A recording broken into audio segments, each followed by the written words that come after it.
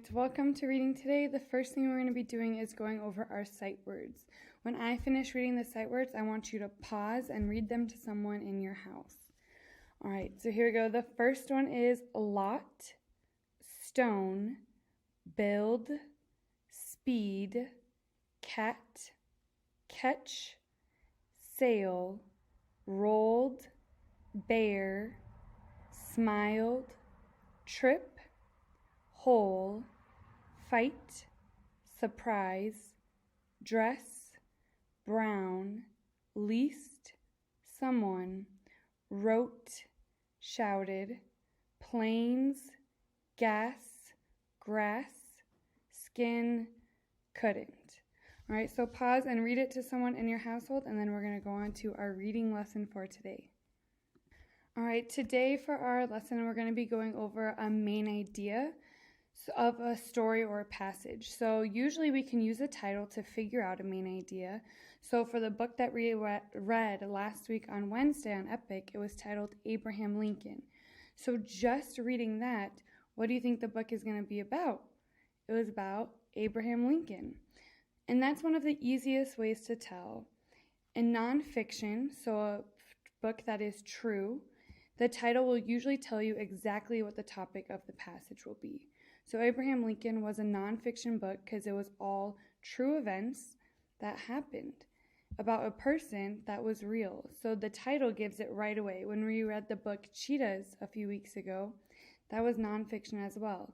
And the title gave the story right away. But for fiction books where it's a made-up story, that's where it can get tricky trying to figure out the main idea from the title.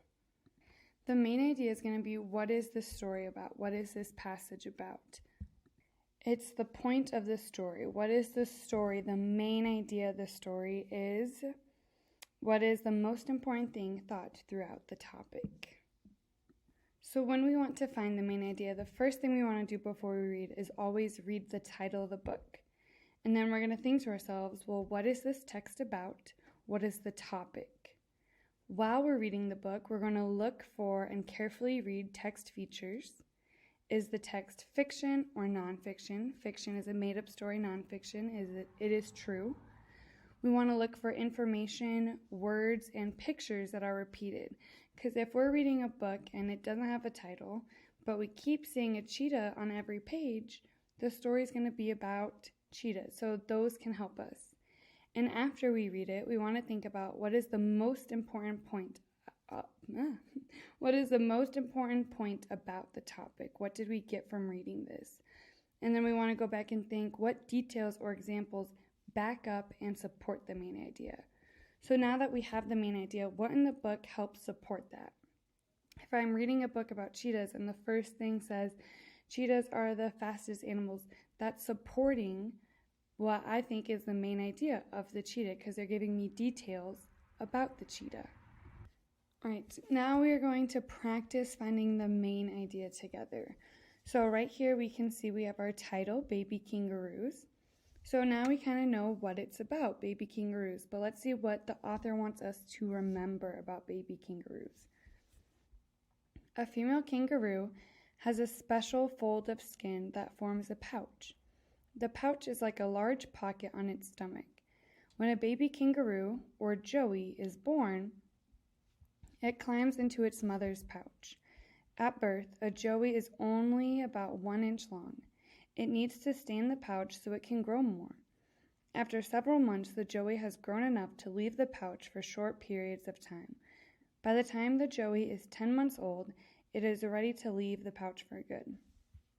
And right over here, we see a picture, too, of a baby kangaroo and a joey. Now I have to think, what does the author want us to remember about this text? What did they keep repeating to tell us about? Well, they were telling us about the baby kangaroo, which is called a joey, and how it stays in, the mother has a special pouch, and the baby has to stay there. So now let's read our options. And this is an example from IXL. So what is the main idea? Oops, let me move this. Female kangaroos have pouches on their bellies for carrying their young. Okay, it did say that. A baby kangaroo stays in its mother's pouch until it's strong enough to live on its own. So remember the main idea, our title was baby kangaroos. So when we look down here, we want to make sure that the main idea is going to be about baby kangaroos and how it stays in the mother's pouch. It wasn't talking about mainly how female kangaroos, it was saying how the baby stays. So I'm going to go with this one. All right, there we go. So let's try one more together as well. Where do bats sleep? Bats are known for flying around at night and sleeping during the day. You may have seen pictures of bats sleeping upside down in caves. Bats have other daytime resting places too. They sleep in trees, in old buildings, and even under bridges. More than 1 million bats sleep under one bridge in Austin, Texas. This colony or group contains about as many bats as there are people in the city. And over here we have a picture of a bat hanging upside down. So now we want to go and see what was the main idea. What does the author want us to remember from this text? The main idea is going to be the most important thing we learned. So let's see. Bats sleep in many different kinds of places during the day. So we did see that. We saw lots of examples, and I can always look back at my text and see. They said how they sleep in caves, trees, old buildings, and even under bridges. So they did give us a lot of examples of them sleeping during the day. A huge group of bats sleep under a bridge in Austin, Texas. Now that goes with this one right here saying they sleep in different places. It's a supporting detail. And that's just one fact, but we want the whole main idea, not just one little thing. So we're going to go with this one. All right, there we go. So that is going to end our reading lesson today, and our homework will be on IXL today. So just take your time reading the passage, and remember the main idea is going to be the most important thing that we're learning. What does the author want you to remember from the text? And the main idea is mainly what the text is about. So take your time reading, and when you go down and see your two choices, remember you can always go back and look at the passage. All right, thank you.